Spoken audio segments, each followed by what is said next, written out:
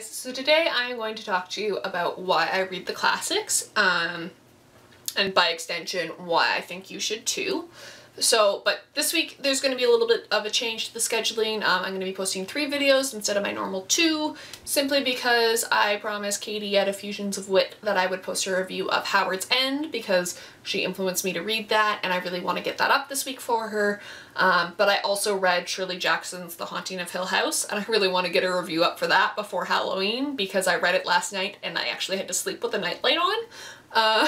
So yes. So there will be 3 videos. This one will be up, I'll probably post this tonight, which is Sunday, and then Tuesday, Wednesday will be The Haunting of Hill House, and Friday, Saturday will be Howard's End. Another thing I'm going to talk about in this video a little bit is the critical thinking debate that is currently going on, or be critical, sorry, the hashtag is be critical, debate that's going on through BookTube right now, that was started by Baz Pierce, or Barry, as his actual name is, about wanting more critical reviews. This was also carried on by Jason Purcell and Ariel Bissett, all of whom are YouTubers that I really admire and subscribe to and watch their videos.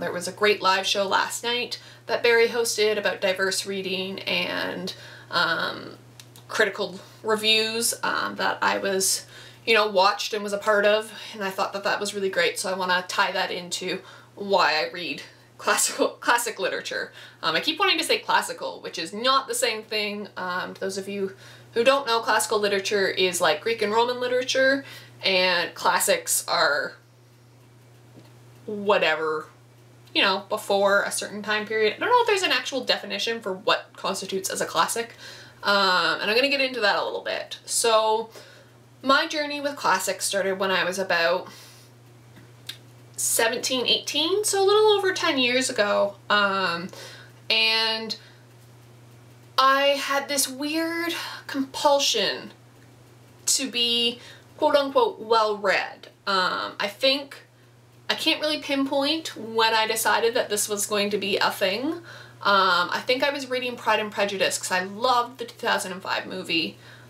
So I decided to read Pride and Prejudice, and there was a part about improving one's mind through reading, and this really connected with me. So I decided to try and become well-read.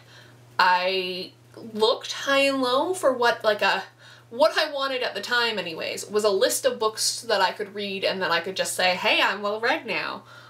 It's far more complicated. This is still kind of a goal of mine. It's not something that I've set in concrete, but I do want to be considered well-read. Now I am going to mostly talk about the Western canon. I do not have a lot of experience with outside of the Western canon, so if you do have suggestions for books outside of the Western canon, please leave a comment below. I have read some things. I've read Murakami and a few other authors, but I'd really like to explore other cultures' literature as well. So carrying on, I read classic literature because I believe, as, a historian, as a reading fanatic, book lover, that kind of thing, that to understand where literature is now, you need to understand what led to that point. What came before, what influences they have. I'm really interested in, when I read Jane Austen, for example, Northanger Abbey, that was influenced by Gothic literature at the time, and Anne Radcliffe. So I've read Mysteries of Udolpho, which is mentioned in the book, and reading source texts and what my literature of the fantastic professor refers to as taproot texts, which are texts that kind of start a chain of events. And I think it's really important to understand that, to be able to fully understand and appreciate literature today. So, for example, understanding Frankenstein, and that has a lot of taproot text for it. It's influenced by classical literature. They mention Prometheus a great deal, who is, to those of you who don't know, a part of Greek mythology, a titan who gave fire to humans and then was chained to a rock, and a bunch of other stuff, which I'm not going to get into. And it's also heavily influenced by John Milton's Paradise Lost, which is really interesting, and things like that. And I just find that so fascinating, and I think it's really important to not just be a reader and a consumer of literature, but to also think critically about what you are reading and to understand fully what you're reading, especially when it comes to social norms. I think literature is a great way to explore social customs. There was a book recently, and I haven't read it, so I don't really want to go into too much detail about this, but it's called Longborne, and it's basically Jane Austen fan fiction that has been published. This is how I view any spin-offs of Jane Austen works. But what's interesting about this one is that it looks at how the servants live in Pride and Prejudice on Longbourn Manor. I think that that's really interesting because Jane Austen doesn't mention servants or the lower classes, unlike Dickens, who definitely goes into a great deal of details about the social conflicts there. So I think it's really important to read classical literature to understand how far we've come, and I did it again, I said classical, I mean classic literature, to understand how far we've come and how things are influenced. There's this great trend in YA, and I'm going to say that it's a great trend because I think that it leads a lot of people who read young adult literature to read the taproot text of doing adaptations of classic works. So there's Madman's Daughter, which is an adaptation of The Island of Dr. Moreau, which, by the way, read The Island of Dr. Moreau, it's so much better. There was a Persuasion one that I saw that was like science fiction-y, and there's a whole bunch of them, and I think that that's great that they can reinterpret them and make these stories, you know, for a modern reader. And maybe, you know, when you're a teenager and you're reading YA, or even if you're not a teenager reading YA, I don't really think that there is an age limit on how old you need to be to read young adult fiction, but that you can read these and think, oh, and as long as they mention that this is, you know, influenced by this, it might influence people to read these texts and then understand things. So I think it's really important to read the classics simply because you need to have this foundation. I received a really great tweet last night from, and I'm going to quickly look this up, I'm sorry, I forget your name, from Tansy Jean on Twitter, or Tansy Bradshaw, and she asked, how do you start reading critically and thinking critically without a university teaching you? And I answered this in my tweets. It took me about 4 tweets to get through my full answer. But basically what I said is, how I start is I read the critical essays and the introductions for the works. Generally, when I'm reading a work for myself, I just read the work, and then I go back and read the introduction or the critical essays that are included. So I try and choose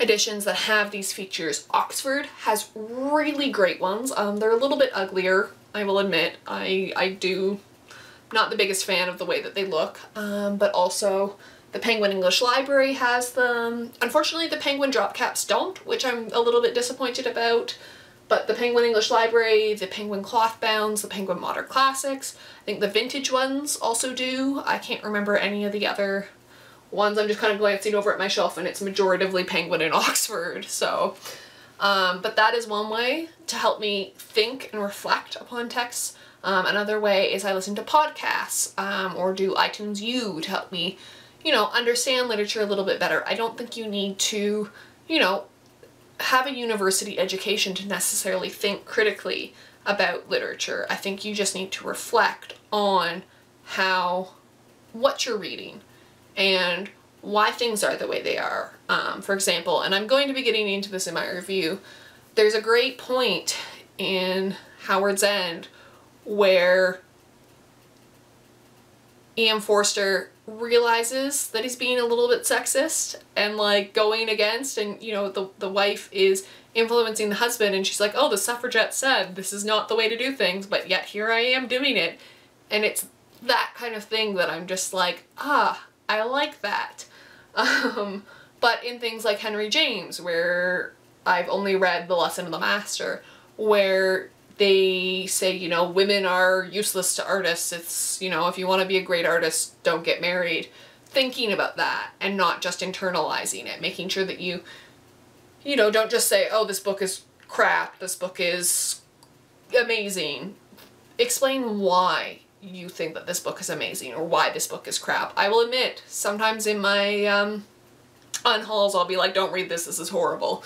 And that's a little flippant, but I will try to be better at explaining why I think books are horrible. I generally don't post reviews where I'm bashing books simply because I generally just want those books out of my life and I don't want to talk about them unless it's something that's really horrible. I won't generally do a full review. I tend to do books I enjoy.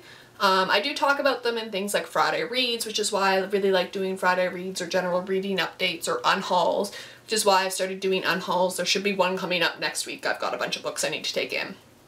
But yes, so I'd like to get a discussion going. Post down below.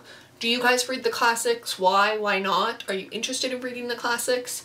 I will put a couple links to some great starter kind of videos in getting into. Ron Litt did a great one about 18th century literature. Jean from Bookish Thoughts did a great one on classical literature, which is, you know, totally connected. And Climb the Bookstacks, Ashley did a great one about being a woman and reading classic literature, which I think was really great. So I'll link those down below in the description, and I will see you guys later on in the week with some reviews. Bye.